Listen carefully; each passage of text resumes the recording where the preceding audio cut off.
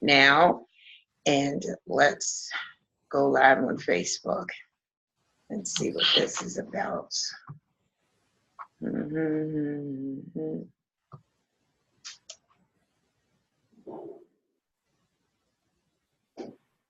Sometime today.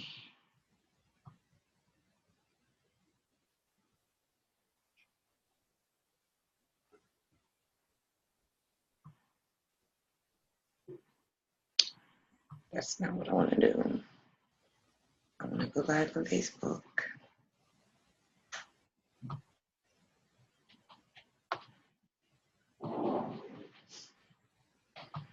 Here we are.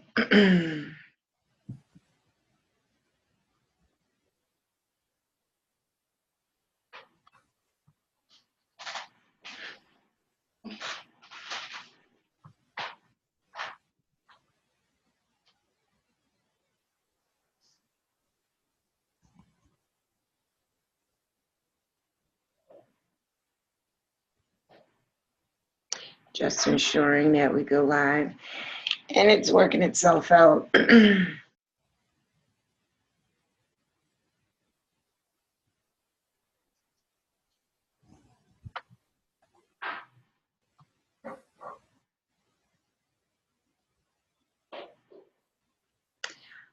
want to do this. Okay, here we are.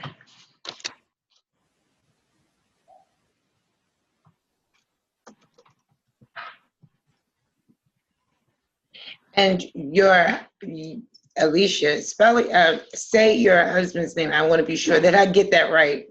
Harith. Harith, okay. Like ha and wreath. Harith. Okay.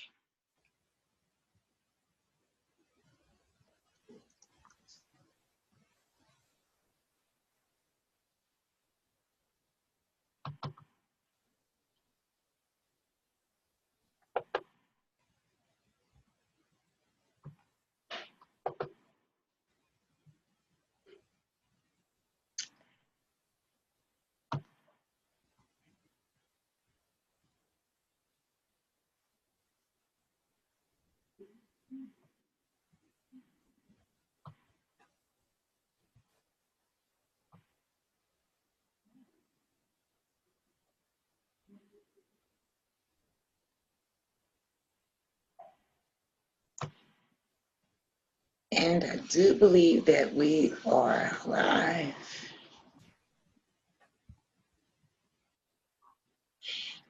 Hi, good evening, everybody. I am so super excited to come before you today, tonight, this morning, depending upon where you are in the world.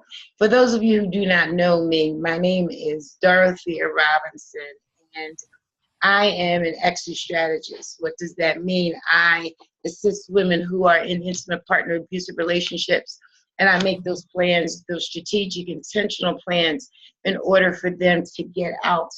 This is one of the first installments of a podcast that I had. It was just sitting by the wayside, and I've come in contact with so many women who pound the pavement, who are out there assisting women who are in violent situations, who are out there assisting women, showing them that there's more to life than abuse. And I happened upon a wonderful opportunity just this past summer with a PSA announcement with Hope Speaks. Her name is Renee, but we call her Hope Speaks. And I was so blessed to have met my guest this evening, Miss Alesia White. I'm so excited to have her here. When you hear her story, when you hear where she's come from and what she's been through and to where she is now, you all will also get revelation and just, empowerment from this woman of God, this one woman who walks for him, and you will feel exactly what it is that I felt when I first was introduced to my guest. And so let me give a little bit of the background, and it's just impressive. Alesia White was born and raised in Sacramento, California, and she now lives in Monroe, Georgia, with her husband, Harith White, for 13 years. Author of the ebook, From Brokenness to Blessed Assurance. They have a blended family of 4, with 8 grandchildren and 1 on the way. Alesia has previously worked for Alcove, a shelter that provides care for teens who have run away from home and needing emergency shelter that have been abused. Alesia, she enjoys singing, reading, writing, and letting women know that they are beautiful and they are made in God's own image. No woman has the right to stay in pain. Alesia is the oldest of 5 children and began advocating for women because she is a 4th. Y'all hear that? Listen. She is 4th generation. Wow. 4th generation of survivor. She watched her mother being abused by 2 of her husbands, which included being thrown down, some steps, bumps, bruises. The second one, it just got as bad when she, her mother attempted to take her own life because it was that bad. But Alesia knew CPR. I gotta stop there, y'all. Wow. Wow. And she brought back her life.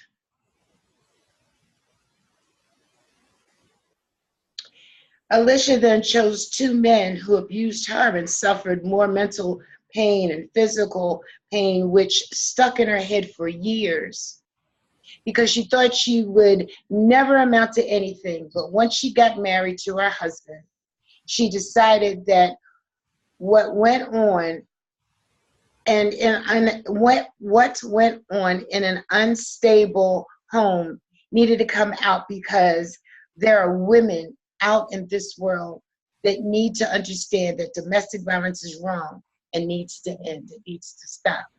She also advocates for those women in church who have been abused but are afraid to tell because of her husband's title. Alesia can be contacted at Broken But Blessed on Facebook, Lady White 2005 Instagram. Her website is brokenbutblessedlife.com. Alesia is in PSA, a public service announcement for domestic violence. The founder is Hope Speaks and Pearls of Power, founder Miss Jasmine Womack. So let me share this real quick. If you didn't get any of her information or contact information, we will talk and discuss that at the end. I am not sure if you have invited your followers, if you have invited your family, if you invited your friends. This is the time I need you to do so. I need you all to go and, get that woman who's in an abusive situation, or you may think that she's in an abusive situation. I really stress and encourage you that you invite your followers, your family, your friends. We are about to have a discussion, Alesia and I. We're going to have a discussion. And I want this forum, this platform, to be a welcome mat, a welcome, safe, no judgment zone area tonight on this webinar. I want that person who feels that she just doesn't know or she's not sure, because Miss White here is going to have a conversation. We're going to have a conversation. So with that, how are you doing tonight? I'm doing great. I am so blessed to have you here. I am so thankful to have you here. And so really, really impressive start. If I might ask, your bio discussed about being 4th generation. Mm-hmm. 4th generation. And we live in a community where people don't believe that, yeah, we understand that it's cyclic, but they don't understand the ramifications of exactly what that means and what that does to a child who witnesses abuse. Could you speak on your childhood and having to witness what it is that you went through, your emotional state? Did you think that you could fix it as a child? Yeah. I thought I could fix it as a child because, well, I did have my grandparents involved who were followers. That's where I get my example of Christ from, because they're followers. But the first time I would hear it, as being the oldest, and this person she was married to, uh, I would hear them arguing and stuff and fighting, and I would get up and I would peek in the room, and most of the time we would be arguing back and forth. But the first time I witnessed hands-on was she found a letter, and the letter stated that you need to tell your wife about the person's name, and she was pregnant, so he was having an affair. So they went back and forth and back and forth, and she said, you need to end it, you need to stop it, because my mother was pregnant also with my sister. This was the third one, because I'm first, and I have a brother, this was the fourth sister. So they went back and forth, and I was like, stop, you need to stop. She's pregnant, leave her alone. And he told me, be quiet, go back in your room, stay in a child's place. I said, yeah, I am a child, but I'm not going back in your room, and you're not going to continue to put your hands on my mother. So they tussled back and forth, and she fell. It was like 5 stairs, but she was still pregnant. And she fell down the stairs, and he said, next time, about to bother me. So I told him, I said, you're not going to get away with this. And that was back when they had bats and they were still in them. So I went in my room. I went in my brother's room, and I got the bat, and I told him, I said, I'll crack your head open if you put your hands on her again. So he went on in the room. But before that, I would witness them arguing and stuff. And the argument I heard, it was like, I don't want her here, and I'm going to do what I keep doing to you. So, which told me he had abused her before. I was younger. So he says, you need to get rid of her, and she was like, I can't, that's my daughter.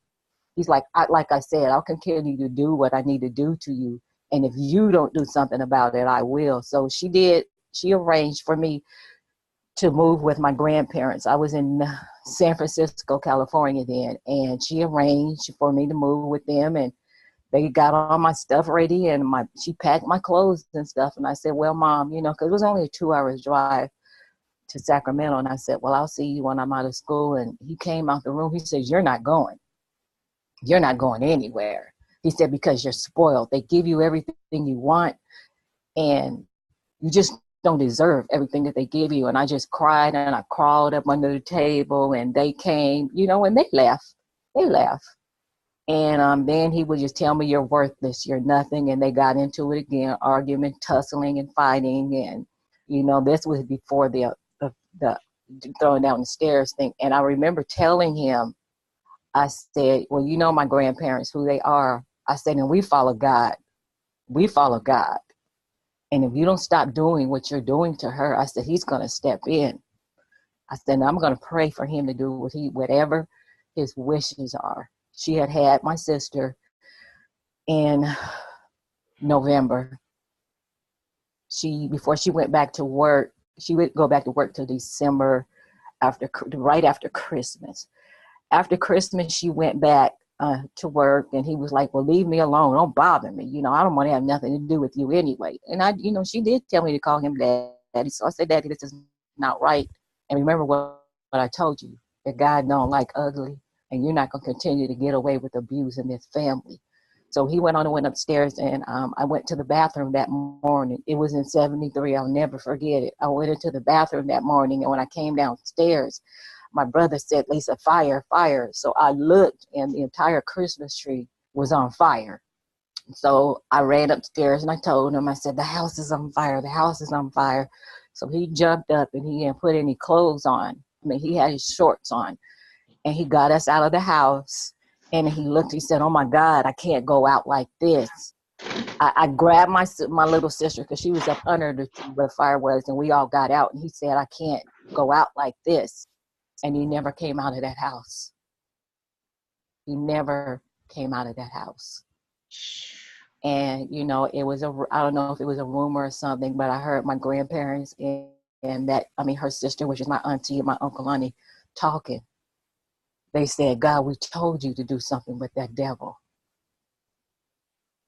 We told you to do something with that devil." I just knew I had to step in because I didn't want him. You know, I can't really say what God did, but vengeance is mine. And he never came out of that house again. Not alive. Wow. And so, how old were you during that time? I had to be 10, Now, 11 years old.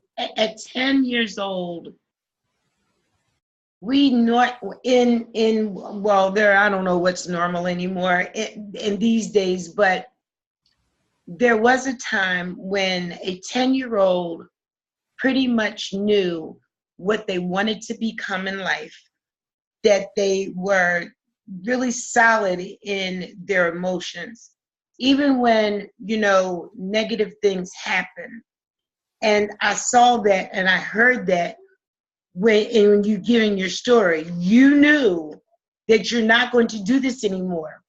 There's this level of fear that most 10-year-olds don't have. I don't know what it is about that age. Between 8 and 9, you become pretty focused, laser focused about what it is, and you don't have a level of fear. You have this, say what it is that's on your mind without fear. You're not going to do this. Most 10-year-olds, they have that backbone. But for you to be 10 and to witness the abuse, and you yourself being abused in the way of you're being told that you're nothing, you're being told that you're no one, you know, he's trying to assassinate your character at 10 years old, but you were headstrong. You didn't have that fear. You're not going to do that. And that's just amazing to me. And so he never came up out of that house again. He never came out of the house. And so,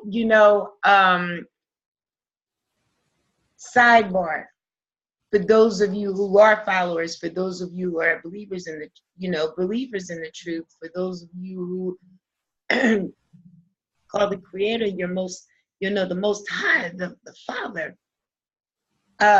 Old folks will always say, and we've heard it, I've heard it, you better be careful about what it is that you pray for.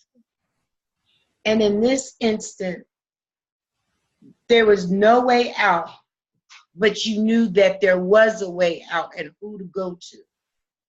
And that prayer was answered, and he never came up out of the house again. Wow. And so you spoke about having to revive your own mother after. This was her second marriage. I was between 18 and 20 because I had already had my daughter. And he was horrible. He was horrible. He was horrible. He was so horrible to the fact that entire family and the men were child molesters. That entire family. And he would beat on her. He would abuse her. And one time, I think I was in Job Corps then. I was working for Job Corps. I was in Job Corps because I didn't want to be in that house all the time. So something just said, get home. I know who it was now, but then I didn't. Get home. And like I said, he was so bad to every time I would hear an ambulance drive by in the vicinity, I would say, I have to go home. I need to go home because I knew something happened and she may have been taken away in the ambulance or the police would have been in the house. So once I did follow the spirit, I went home and she was just laying on the bathroom floor and I saw the pills. But my grandfather, which was the example, of a, you know, a true man was a psychologist then. He did marriage counseling. And, you know, and he did what he did to try to tell her to leave him, but he couldn't make her. So I knew, and, you know, and I did the stomach thing, and she threw up, and they came and they took her away, and she was in a shelter for a little while. So, you know, and then she came back out, and he still did. I mean, I saw him. I'm afraid of needles now because of him, because she did take him back a couple of times. I went in the garage and he and his brother were shooting up, and that terrified me. So I got back out of the garage and I came in, and yeah, I did have my daughter then. And his brother came to me and said, I want to have a baby with you. I said, no. I said, you're my uncle by marriage. He said, you're going to have a baby with permission or without permission. So from then on, I had to sleep with a knife. I slept with a knife under my bed. I slept with a bat under my bed because I didn't know if he was going to come in and take it, because he said with or without it. So I was terrified for a while then, and eventually he went away. But I know where God stepped in is because this man passed of hepatitis C. Mm.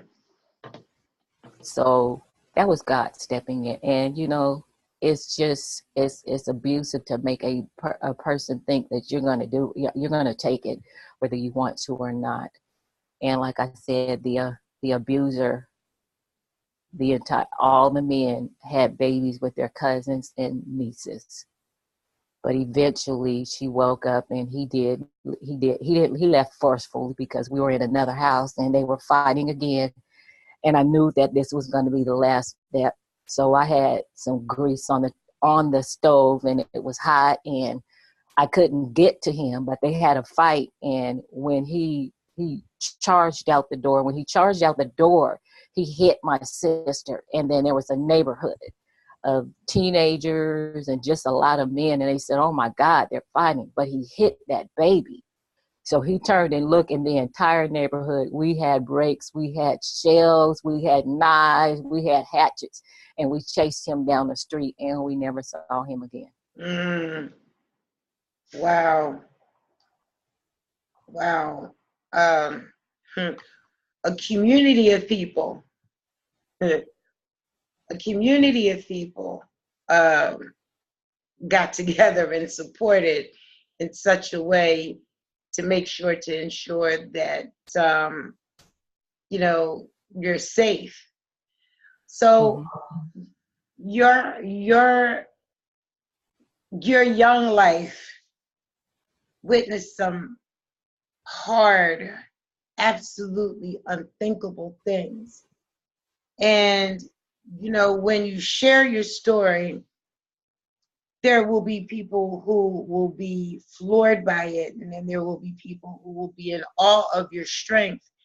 And then there will be people who, well, that's kind of unbelievable, because they can't fathom some of the evil that you've gone through. That's quite often that happens when people tell their stories. It's like, it's, you know, well, okay, but some of that can't be true. And because they cannot wrap their mind around people actually going through what we go through.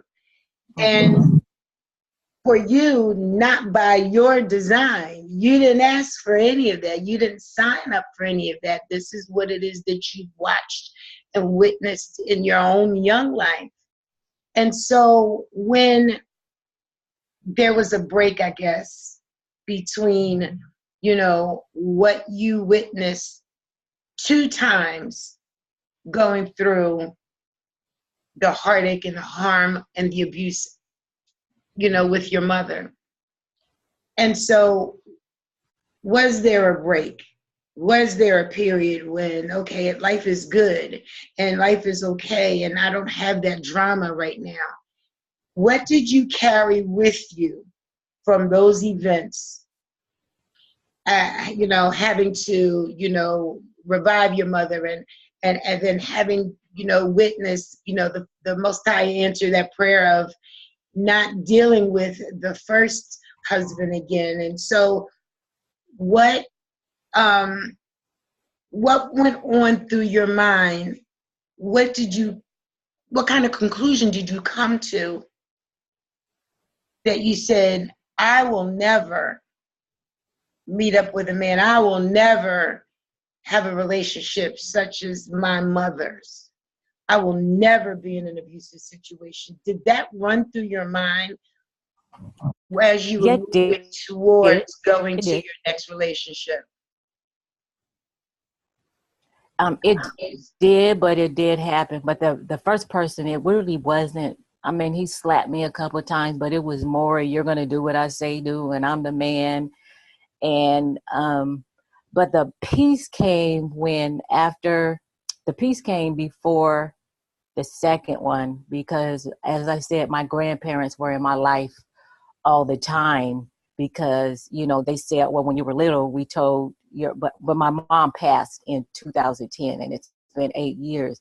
So they told me, we told her to give you back to God then, because you didn't belong to her, you belonged to him. So they were a part of my life all along. And before my daughter started walking, they purchased a house and said, you're coming with us, because we were God told us to protect you. And then when you had your daughter, he told us to protect her.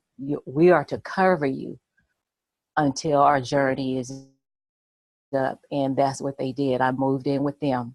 And that's where the peace was, because they put Bible into me, even when I was going through what I went through. But they said we were assigned until our assignment is up. And that's where the peace was, because I didn't have to go to school. I didn't have to go to work and wonder, is this second husband going to get my daughter? But they did that. They pulled us both out, Mm-hmm. because they said, it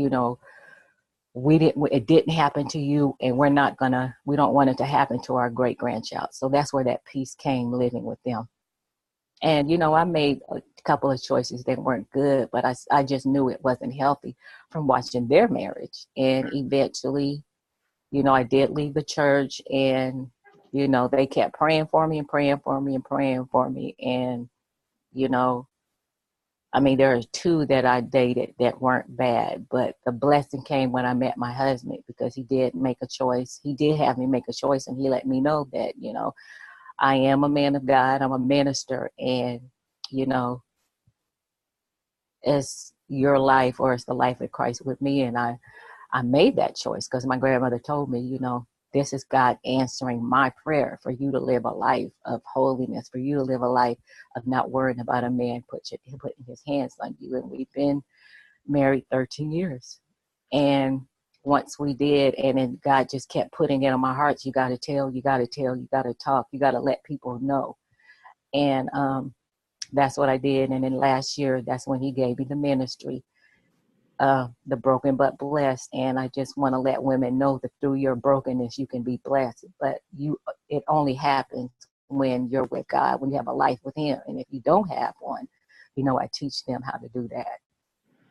That's so Because pivotal. There's not one. And Alesia, when we meeting up with those of us who are part of that PSA announcement, with hope, that the common thread in the survivors that I meet and have met, and when you get to share the story and you get to tell exactly the emotional point and the emotional part about when we were at our lowest of lows, and when there doesn't seem to be an answer, that the common denominator, that common thread, is the prayer being activated by faith. That while you are in that abusive situation, while all of the craziness, while all hell is breaking loose, you are still constantly praying. You may be praying for years. I was in a relationship that was, for 30 years. And there would begin to be a life that had been developed in prayer, with the hope of, one day I'm going to get out. One day I'm going to be able to be free. One day I'm not going to be, that one day, someday it's going to happen. But they were loose prayers. They were offered, they were loose prayers for me and for every survivor that I've met. That prayer became active when you were at the lowest point, when you believed that there was no way out. Mm-hmm. And that was like a switch. It turned on, and then things started moving. You get to see physically, you get to see doors open and opportunities happen that you can get free.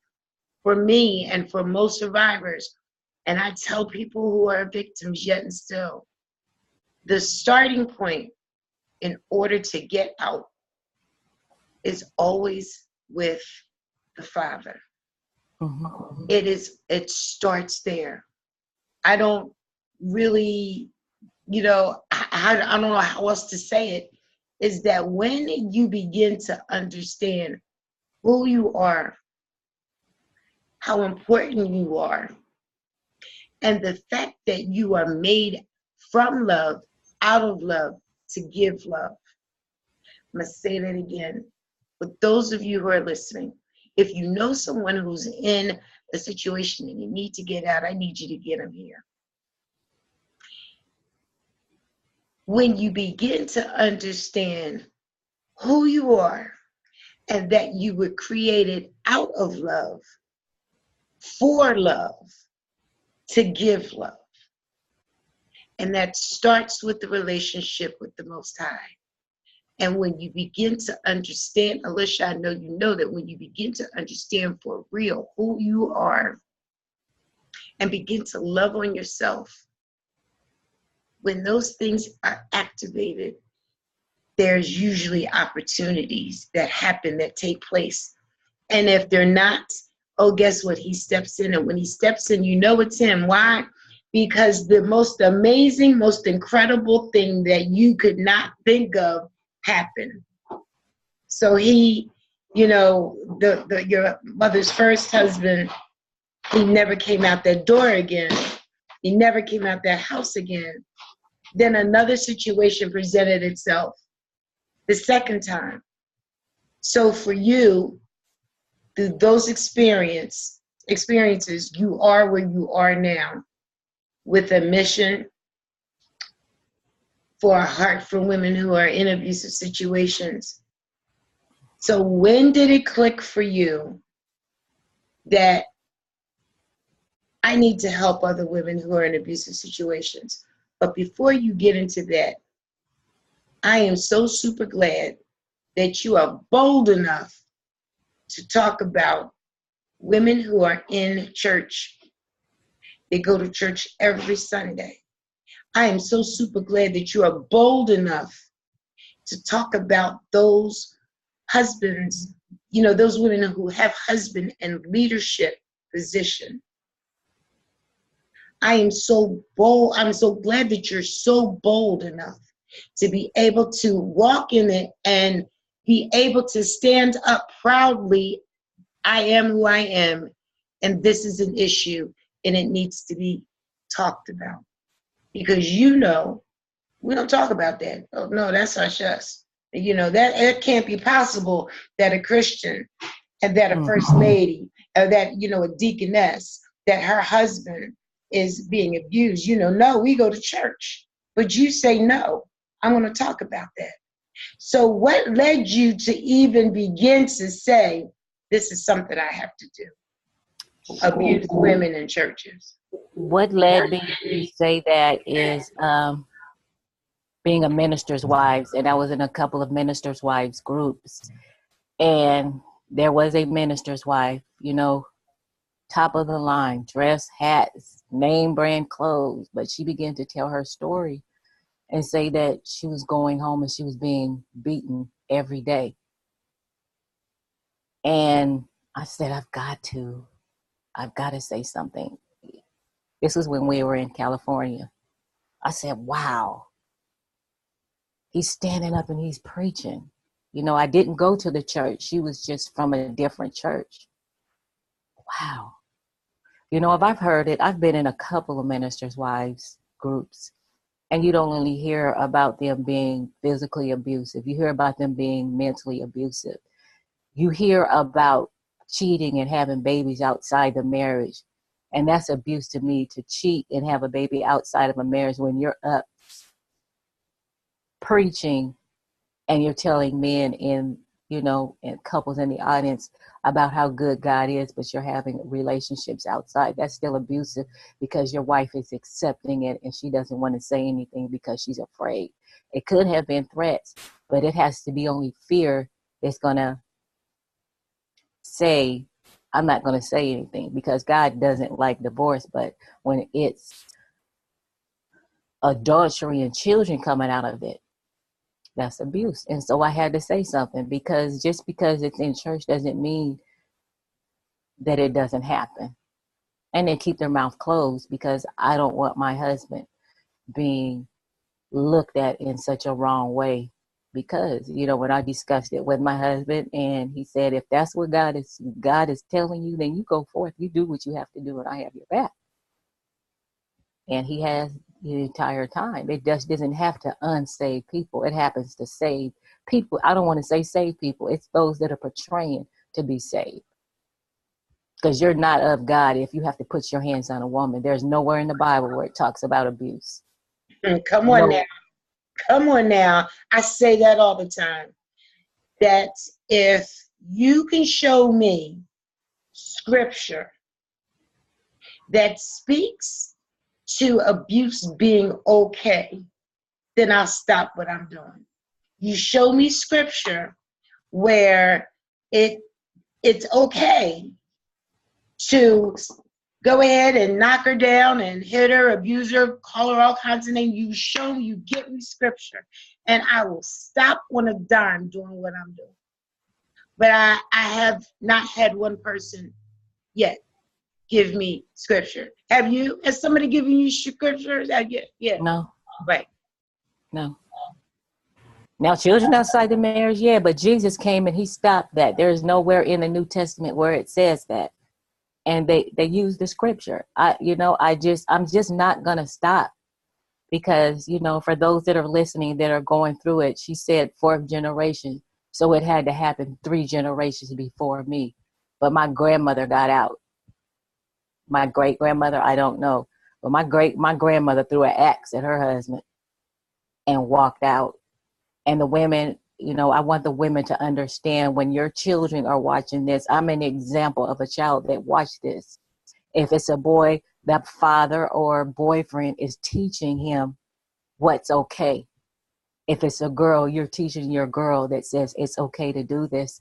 And, in 2018, some of these women aren't surviving. And before then, all it takes is one hit in a wrong place and you lose your life. Mm-hmm. And your life matters more. And what's going to happen to your children? What if they're the father? Because eventually the abuse turns on those children. And you can't do anything if you're not here. God didn't make you. God didn't create you. It says that we are created and we are made in his perfect image. We are created. He didn't create you to be abused and say it's okay. I just, and I thank Dorothea for this. I just pray that if you can't walk out the door now, get a plan. Contact her. Contact Hope. Contact somebody that she mentioned and make an escape plan. Because they don't stop without God's help. Yeah, professionals help, but it's only God that clicks the light that says it's time for you to stop. Absolutely. And I know that in my walk, what I have found and continue to find is this, that sometimes we don't like the package that, that opportunity, the opportunity that's dressed up in a package that we didn't, expect. And the package that might look different in the way that we thought we were going to get out of our abusive, situations. For the most part, most victims and including me and myself, we believed that he's going to turn around, he's going to get it together, and it's going to stop automatically, and it's going to be all right. So we believe that our abuser is the saving grace, that I'm going to fix it, I'm going to make this right, I'm going to do what it is that I need to do in order to fix this, because we're still in love with that person that we first met. We don't take those glasses off, as we were all spoke about, previously, that we have these glasses on, and through those glasses we see that person that we fell in love with, and we never take them off. But I want to talk about leading up through and being able to be bold enough to speak into churches and to speak about the abuse that goes on, because it's hush hush, and there's a lot of covering up, as you briefly spoke about. There's a lot of, well, what goes on in the house stays in the house, so that also spilled over into church. What goes on in the house of God, we're going to leave it alone. I know I've walked and spoken with women who basically, she and the husband were brought into the office, and the victim was re-victimized again, and she was smacked on the hand, so to speak, and she was told that she needed to do something better, and that she needed, as though the problem was her and not the abuser. And there was a lot of that brotherly, we're going to protect him, so to speak, but never really addressing and saying, yes, it's wrong and it needs to stop, and to fix the problem correctly. And so victims being re-victimized again, they walk away thinking, okay, well, I'm not going to deal with church at all, they can't help. But you and I both know that the reconnecting thing has to happen with the Most High. So, Hope, let's talk about our girl Hope. You and I met at an idea, and Hope wanted to do something. I challenge all of my listeners all the time that we need to do something. We all can do something. And Hope had an idea. And the idea, you explain it better as her assistant. You explain, what did we just go through that was so super amazing? We did the PSA video where it was you and Hope started at the beginning. I was on it, and I circulate that video because that was an awesome video. And all somebody needs to do is see it. It's just watch it. The beginning of that video, because I didn't want to see it until it was out, it just blew me away. I sent it to my daughter, and all she could do is, wow, Mom, it has to be stopped because it's not okay. I mean, I give honor to God for Hope, because she was one that's, with the exception of the Pearls of Power group with Jasmine Womack, where I started writing an ebook. I have one on the way. I have a hard copy on the way that talks about this, because if you don't see what somebody else has gone through and that God did it for them, that they can do it for you. And, the video is out there, just get in touch with her, get in touch with Dorothea, get in touch with me, because all you, especially those that are in church, because if you don't expose them, God will. And it's not gonna, it may be a little bit worse when God does. The website that I have, that she spoke of, everything is confidential. I can't say anything because I do have a contract there with them that says I can't. Just stop being afraid. Stop being afraid. Because God will step in. He stepped in. And I'm not going to stop doing this until my assignment is up. But Hope has done a lot of things. There are more things that are coming up. I would say be a part of the group, because she inspires you. She helps you. She gives her all. She gives such of her all as being assistant. I had to say, look, she's on.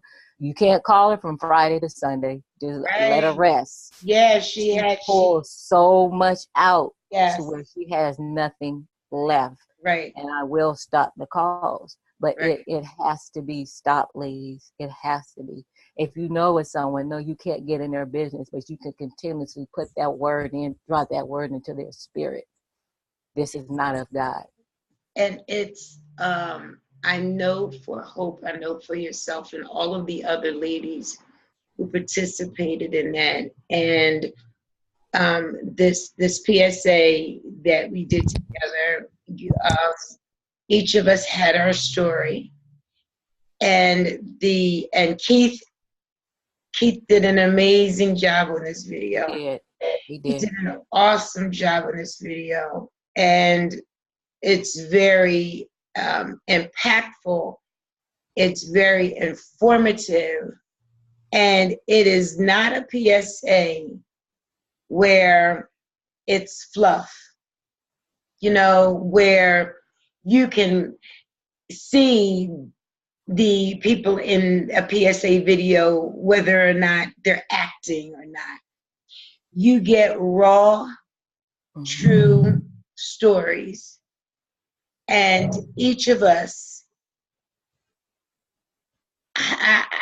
when I think about it, I'm not going to sit here and cry again.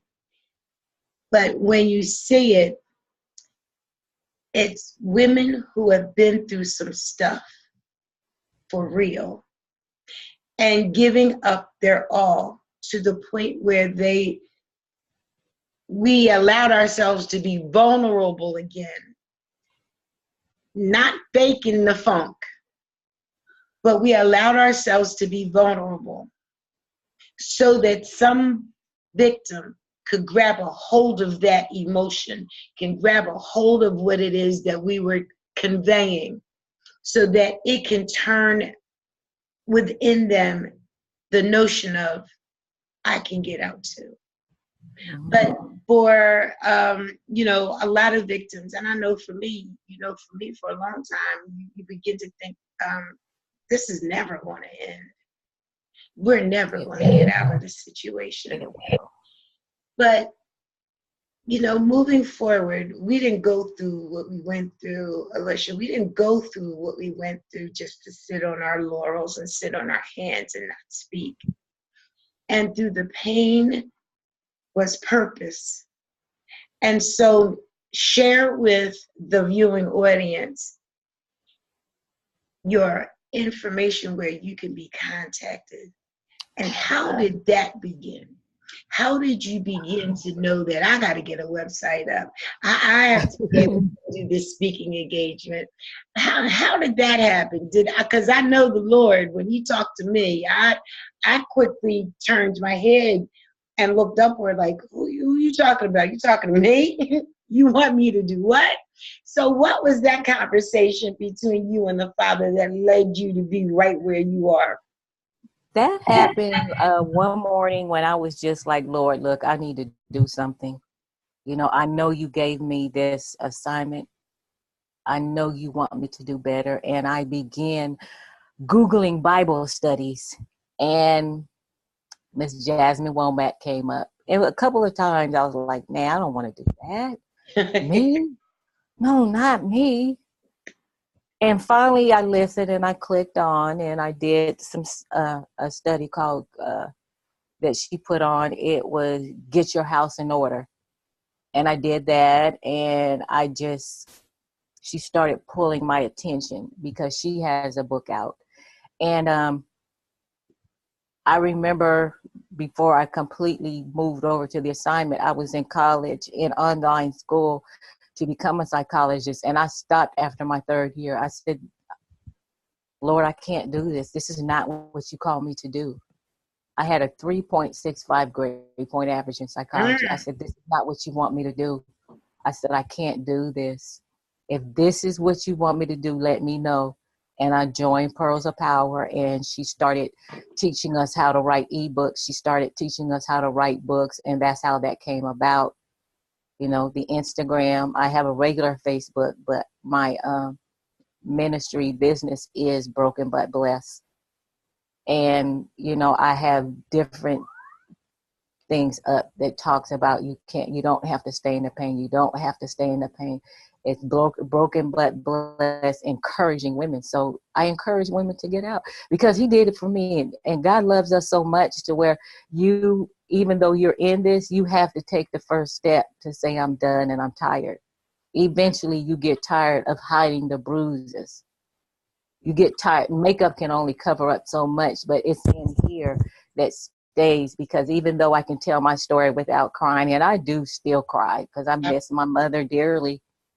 I miss my grandmother. It's almost a year. It's coming up to where she passed, but she still, my grandmother still taught me to tell your story. I still go back in those houses as a grown woman. I still see myself in dreams walking up on what's going on. So you get through it, you get over it, but it's always going to be in your heart. It's always going to be on your mind. This is what he did to me. You have to do it. They have to do it for the children. I'm here to help. Dorothea is here to help. And Hope is here to help. And if you have a story, Jasmine is here to help because she will help you write that book to get it out. Writing is so liberating. And, you know, at first I thought it was, you know, it's just so laborious and that writing a book. I have journals while I was in my relationship. I have journals. I've got over 30 journals that I have, you know, written in, and over the years, I never did anything with them until I began to understand the walk and what it is that he would have me to do, that he would, you know, have me reach back in the way of writing those plans.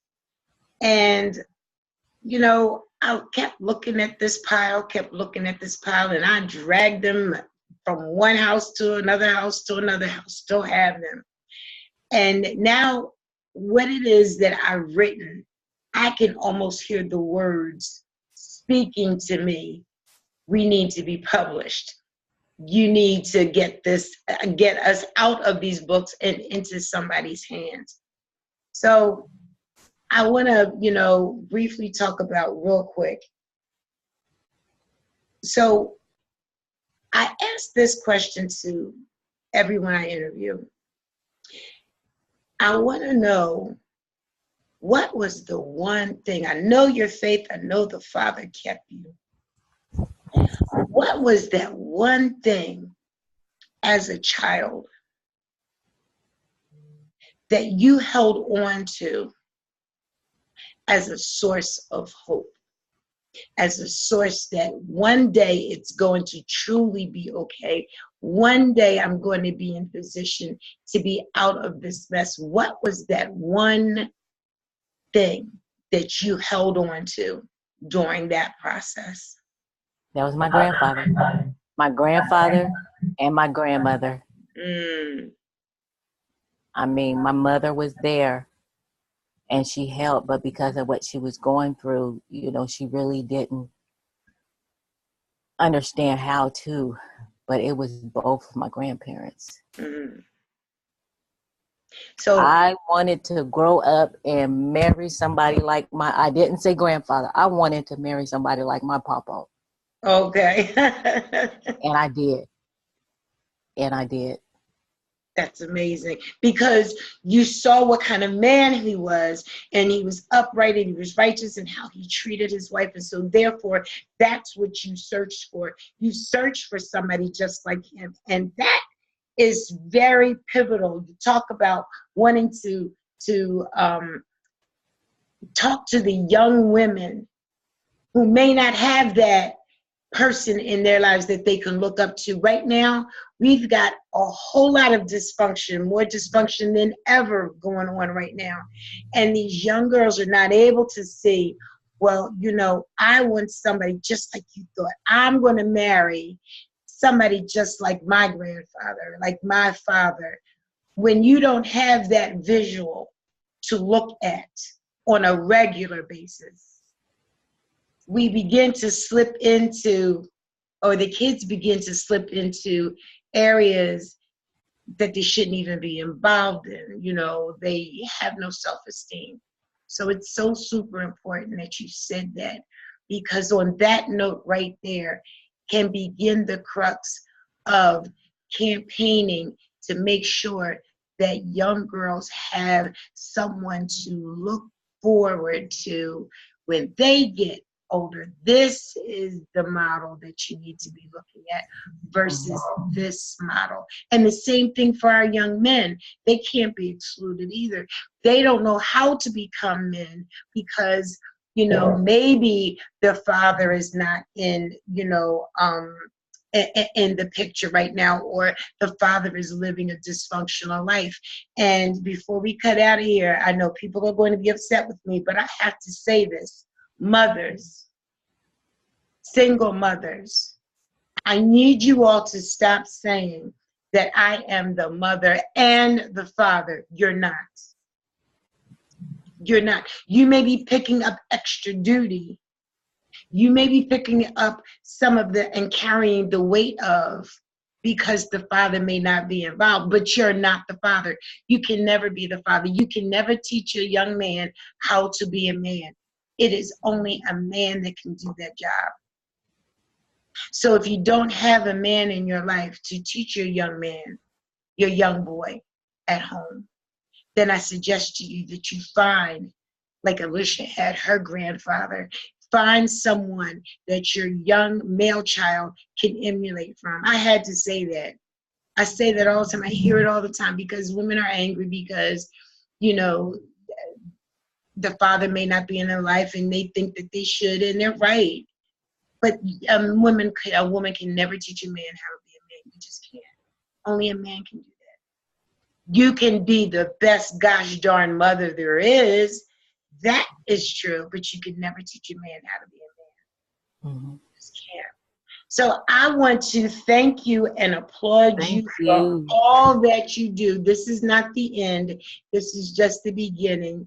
And, you know, we are going to be connected forever. I just so, you know, in awe of you and the work that you do and what Hope does and all of the other ladies in the PSA, you know, and those of you who are on the ground running and, you know, helping and assisting victims of abuse. You know, I applaud you all. You know, I know that this is not easy work. And it's not easy in the way of, not only do we have to help and assist that victim, but I want the community to know and understand, for those of you watching, each and every time Alesia gets a phone call or I get a phone call or we're before a victim, when it's all said and done and we go back to our places, we relive our own stuff. I know this to be true for you. We relive our own stuff. And not that it puts us in a place of, you know, hurt, harm, and depression, because we've learned how to work through some things. We've got tools now to use when, you know, the flashback comes or we have to deal with symptoms of, you know, PTSD, but we relive our own stuff.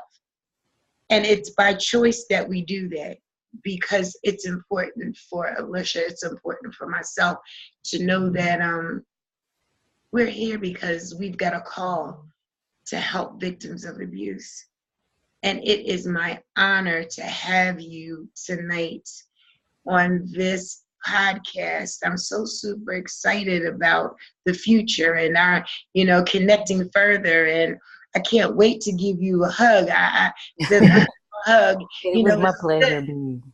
You know, I just can't wait to do that. And, you know, now I got a place to go when I come visit. So thank you so very much. Before we leave, I want you to one more time to please give your information, and we'll make sure we'll put it in the comments so that for those of you who are replay viewers, you are more than welcome to go through the comments and get Alicia's information. So you may want to contact her to collaborate on on an adventure of sort, or you may be that victim or a friend of the victim, and you need to reach out. So us all of your information, your Facebook, your Instagram, Periscope, all your handles. Go on, love. Give it to us.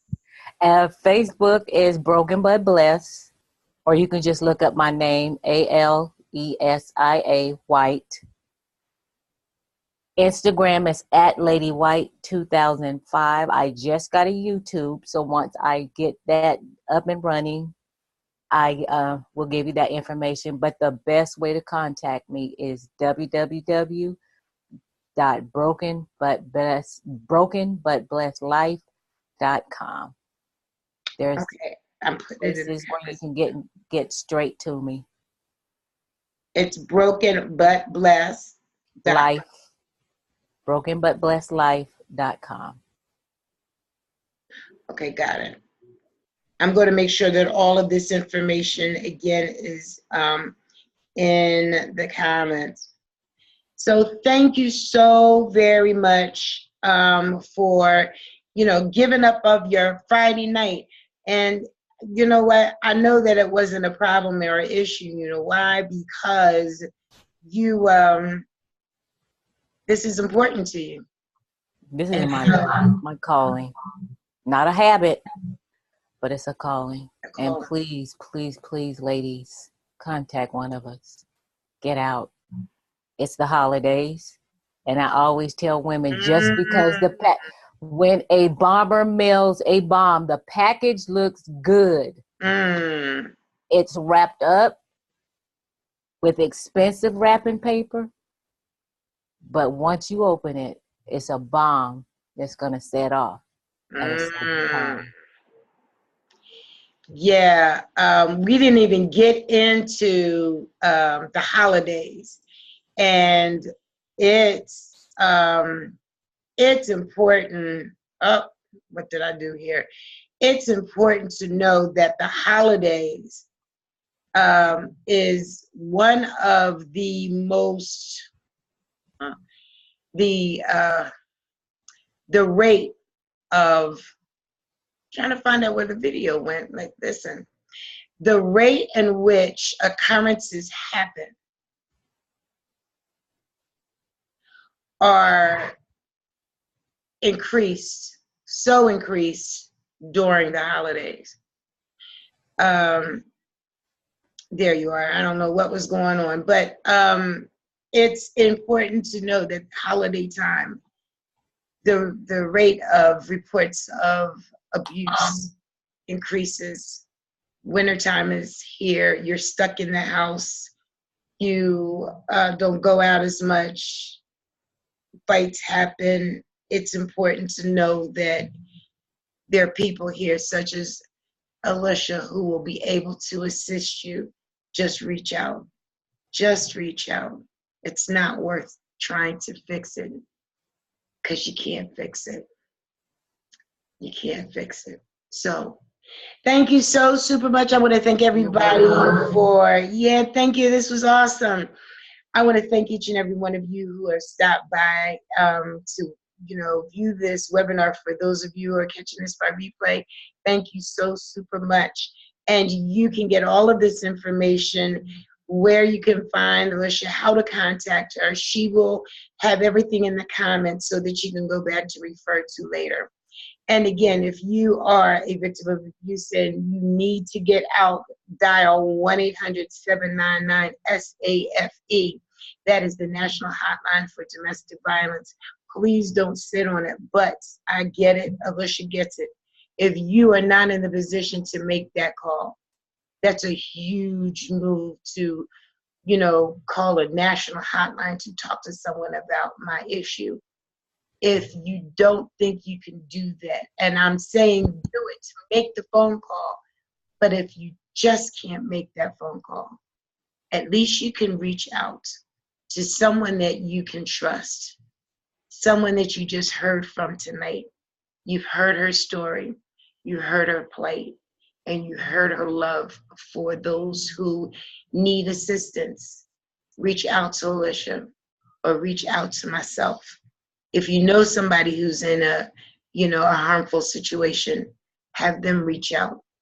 So I'm going to say goodnight. This is Strategic Exodus Podcast. And so if you would be interested in, coming on my podcast, connect with me and we'll make it happen. Alesia did, and I'm so super glad about it. Have a great night. Alesia, good night. Bye-bye. Good night. Good night.